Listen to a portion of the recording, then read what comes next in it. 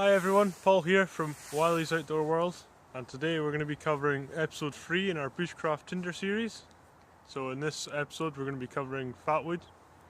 We'll go over what it is you're looking for, how to identify and find fatwood, what it is, what actually causes fatwood to exist, and also some of the pros and cons that come along with using fatwood. And we'll also go over a wee bit about how it was used and the best way to use it to get a fire going. If you haven't seen the other two episodes, we've covered birch bark and we've covered cattails so far. So if you haven't seen those, go back on the YouTube and have a look and maybe try it out yourself and let us know how you get on over on our Facebook page, which is also Wiley's Outdoor World.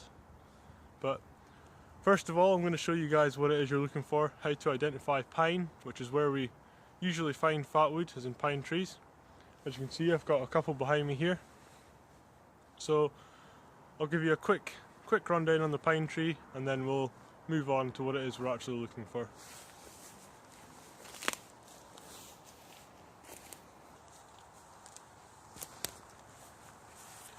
Okay everyone, so here we have a pine tree. This is the bark of a pine tree. As you can see, it's quite scaly, a sort of dark brown colour. Sometimes has this sort of moss stuff growing over it, old man's beard it's also called. And pine needles, these trees are about maybe 30-40 feet high, but I've got some pine needles here that have come down in some wind recently. So that's the sort of needles you're looking for, hopefully you can see that. And the easiest way to identify pine by the needle is when you pull the needles off. They come in twos, hopefully you can see that if the camera will focus. But one of the easiest ways to identify it, if you're not too sure, is just to find some needles that will come down on the ground. And it should happen with just about every single one you pull out. They come in twos. Another way of identifying it is sometimes you'll find yellow resin or sap coming out of it if it's been damaged. So if there's a hole in the tree, it will leak the resin or sap, and that can be used for other things, and we'll cover that in a later video series as well. So that's what it is we're looking for, but this is obviously a living tree. What we're looking for is a dead tree, and I'll go and try and find one of those just now, and I'll bring you back once we've got one.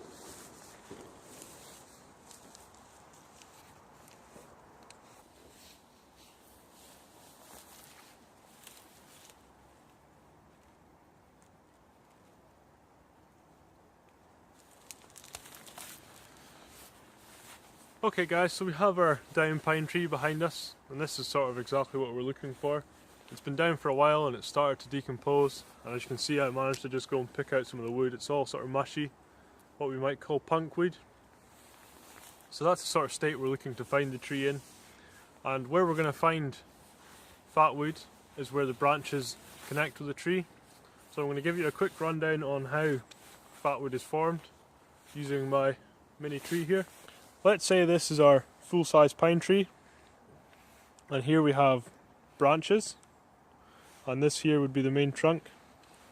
So what happens is when a pine tree dies, all the resin that's been built up in these branches and feeding the pine needles will rush down towards what's known as the shoulder of the tree, and it tends to get stuck here and can't get back into the actual main trunk of the tree itself.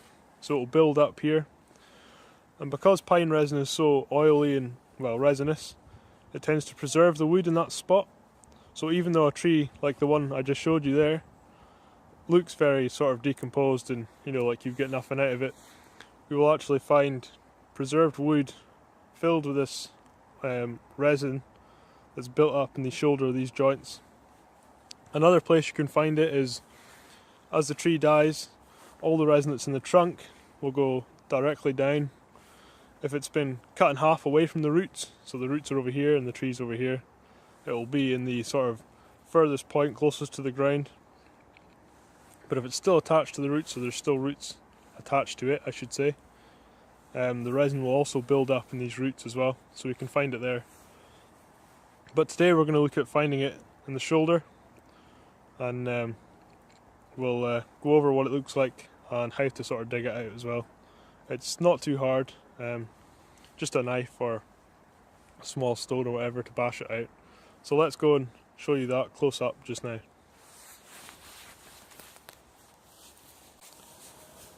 Okay everyone, so this is kind of what we're looking for. You can see here we found a very soft and squishy tree, and here we have the shoulder that we were just talking about. So that's where the branch comes down, it connects to the tree here, and it's in this bit here that we're going to find our fatwood. So all we want to do is just kind of cut that out, and because of how soft this wood is, it shouldn't be too hard to do. So what I like to do is just cut around it and then sort of wiggle it out. You can see it's quite loose already, so I'm just going to cut into it, take away as much material from around it as possible, and then we'll pull it out.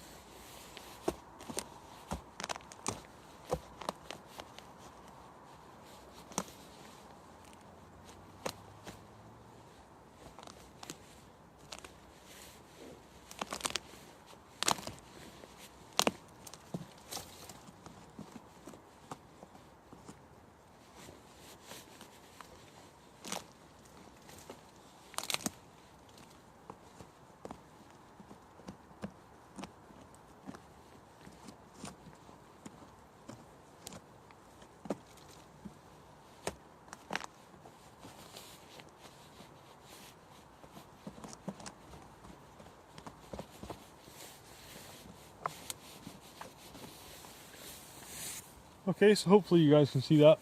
I've just dug around it, and it should come loose fairly easily now. And one thing I like to do before getting too stuck in is just a simple little check you can do to test whether or not the wood actually is fatwood or not. And it's quite simple. All you have to do is tap the top of the tree,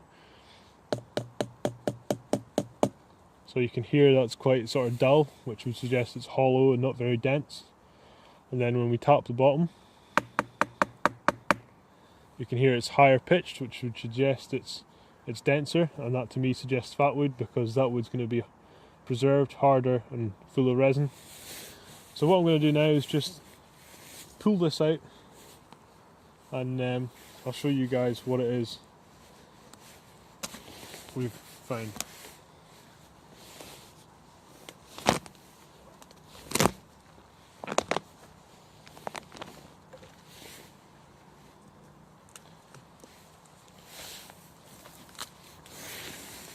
Okay then, so hopefully you can see that. We pulled it out, and this is the shoulder that I was talking to you about, where the branch connects to the tree. And this is exactly what we're looking for. I can tell already from down here. Hopefully you'll be able to see that. That's the sort of wood we're looking for. That's already got some pine resin in it. So what we're going to do now is go and clean this up, and I'll show you what fatwood actually looks like, and I'll show you how I like to sort of prepare it and then carry it home.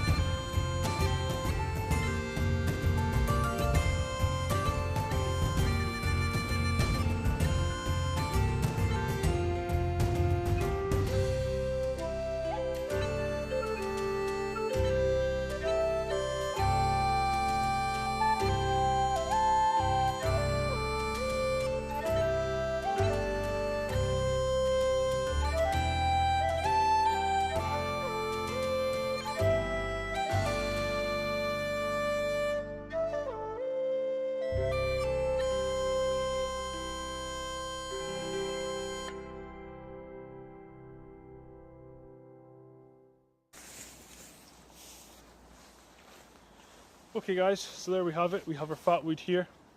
As you can see, it's incredibly dark red in colour, sticky to the touch, and the biggest giveaway is it smells really strong of pine resin. And another big difference is the colour. You can see here this is sort of regular pine wood, and that there would be your fatwood. It's almost sort of translucent. So unfortunately, because it's getting dark and I'm running out of time, I can't show you how I'd process this down further, but I do have an example with me, and that would be it there. All I've done with that is just cut it into a nice little rectangle and put a loop on it, and that would go in my fire kit, and it doesn't take any more processing than that. All you would do with this then is shave bits of fatwood off, little shavings, and then you use your ferro rod to ignite that with just the smallest of sparks. So let's go over the pros and cons of fatwood. Pros for me are that it's incredibly effective. Once you've got your shavings, it takes only the smallest of sparks to get it going. Once it is going, it burns for a very long time and also quite hot as well. And because we're just using that initial flame to get other tinders going, so the likes of birch bark or dried grass, this will last an incredible long time because all you're doing is just shaving tiny little bits off it, so this will last a long time in your kit. Cons, if there is any, I suppose it's a wee bit of a hassle to gather and process, and maybe if it's a windy day you'll have a hard time getting your shavings to stay in one place. But overall, it's an incredibly effective tinder, and it's something I'd highly recommend you go out and play with, because I only started using it recently and it surprised me no ends because of just how effective it is. But on that note, I'm going to have to call this video. I hope you enjoyed it, and like I said at the start of the video, if you haven't seen our previous episodes, feel free to go back and check out our YouTube. There's birch bark and cattail on there. And also head over to our Facebook group, Wiley's Outdoor World, and share your experiences, maybe how you get on with this stuff. And also, if there's any suggestions for tinders you might like to see in the next episode, fire them over there as well. It's also just a place to share your outdoor stuff as well, and hopefully all learn a bit off each other. But anyway, that's going to do it for me, guys. It's almost past my bedtime. Hope you enjoyed, and I'll see you all again soon.